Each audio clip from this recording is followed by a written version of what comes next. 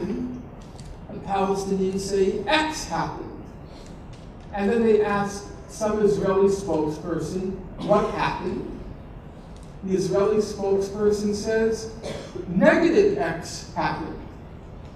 And then the reporter throws his or her hands in the air in despair.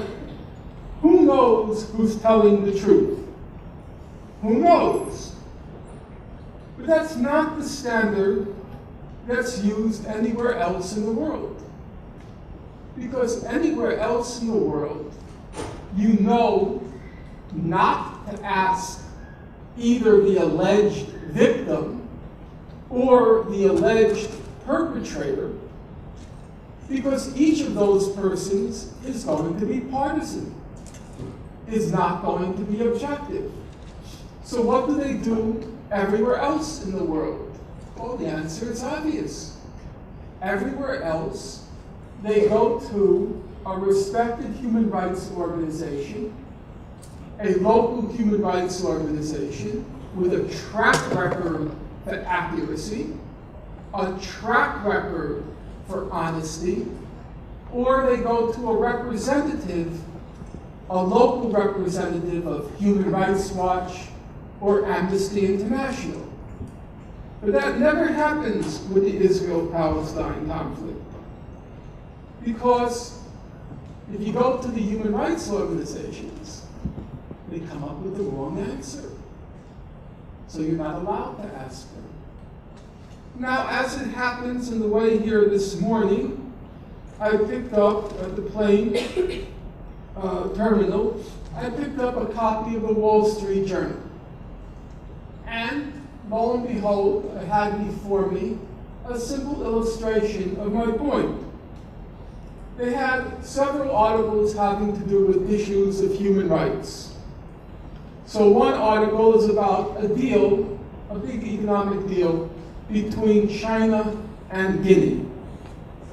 And they write in paragraph 4, human rights groups criticize the arrangement as an example of China's readiness to deal with governments such as Guinea's military junta with poor human rights records to gain access to natural resources.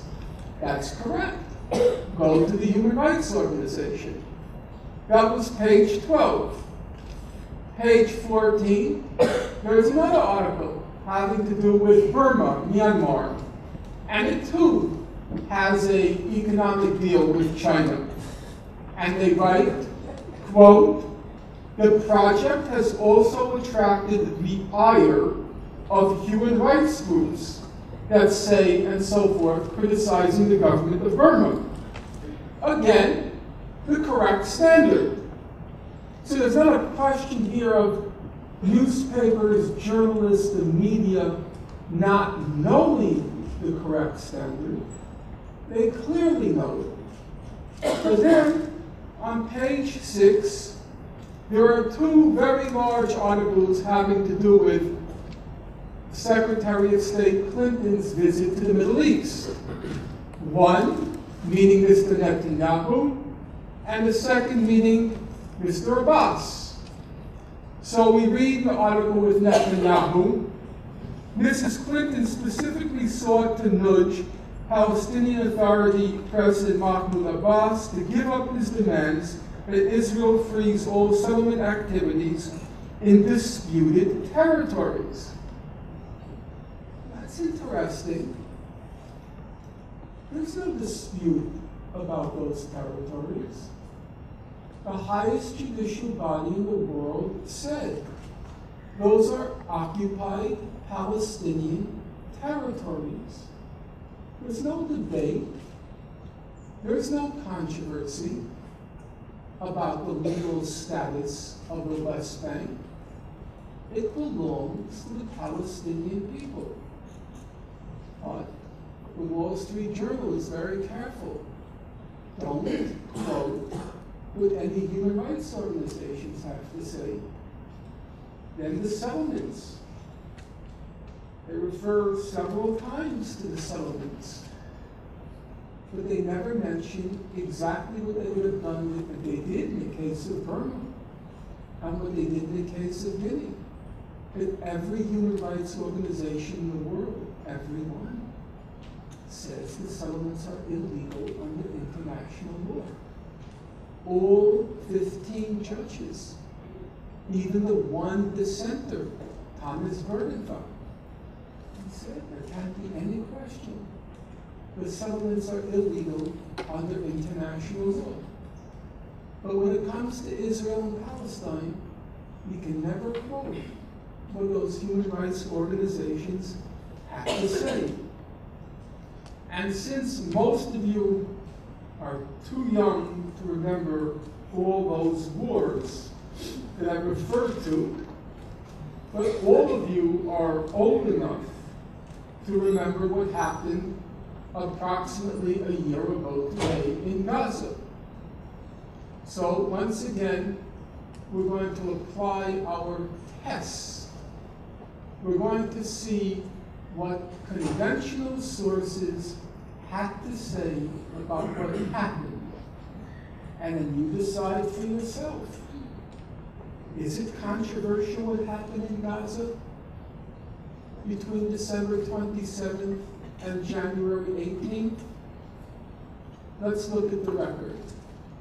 This should be familiar to most of you. It's not ancient history, so it's fresh in your minds. And let's see, as we go along, how much of it you knew.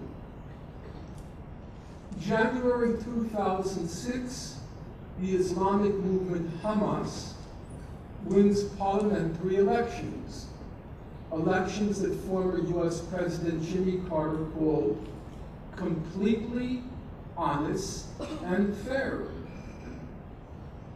In reaction to what former US President Jimmy Carter called completely honest and fair elections, Israel, backed by the United States and the European Union, imposed economic sanctions on the Palestinian people in Gaza. In June 2007, Hamas prevented a coup attempt by the United States along with some elements of the Palestinian Authority. That was, in the United States, that's called democracy promotion in the Arab world. We tried to overthrow the result of a completely honest and fair election. Israel and the United States were not happy with the result of their recent democracy promotion initiative, and so they tightened the blockade of Gaza, a blockade which Amnesty International called a flagrant violation of international law, because it was a form of collective punishment. It was denying the people of Gaza the most basic necessities. That's collective punishment. Richard Goldstone, who we'll get to presently, in his report, he called the blockade of Gaza a possible crime against humanity. The former UN High Commissioner for Human Rights, Mary Robinson, she went to Gaza during this period of the blockade, and she said, and now I'm quoting her, Gaza's whole civilization has been destroyed. I'm not exaggerating. In June 2008, Hamas and Israel entered into a ceasefire. The ceasefire had conditions for both sides. On the Palestinian side, they were obliged to stop firing rockets at Israel. On the Israeli side, they were obliged to gradually lift that blockade of Gaza. The blockade, which was and still is a flagrant violation of international law. The blockade, which is